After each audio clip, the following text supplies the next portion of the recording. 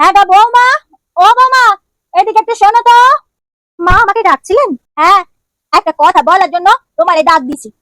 হ্যাঁ গো বৌমা, তোমার কি এ জীবনে কোনো কাণ্ডজ্ঞানটি হবে নি গো?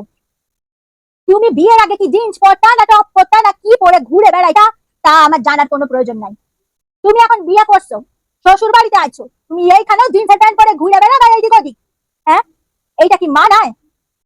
বিয়ের আগে যা করছো করছো, শ্বশুর বাড়িতে এসে এখানে এই সব কিছু চলবে নি গো। পাড়ার বউ আইছিল সকালবেলা 4টে, বই লাগাছে তোমার বউ জিন্সের প্যান্ট পরে এদিক ওদিক ঘুরে বেড়ায়। ঠিক আছে, আমার তখন সম্মানে লেগেছে। তুমি বাপের বাড়িতে যখন যাবা ওই জিন্সের প্যান্ট গুলো পরো। এখন সব তুলে রাখো আলমারিতে, ওগুলো একটাও পরবা না। এখন বাইরে বেরালে শাড়ি পরে বেরাবা, বুঝলা তো? সব পাড়ার লোক আত্মীয় স্বজন নিন্দা করছে, ছিছি করছে, আমার এগুলো শুনতে একদম মোটেও ভালো লাগেনি। এটা যেন মাথায় থাকে। আরে আশ্চর্য, লোকে কি বলছে সেটা আমি কেন শুনবো? আমি সেসব কথায় কেনই বা কান দেবো? লোকেরটা আমি খাই না পড়ি শুনি।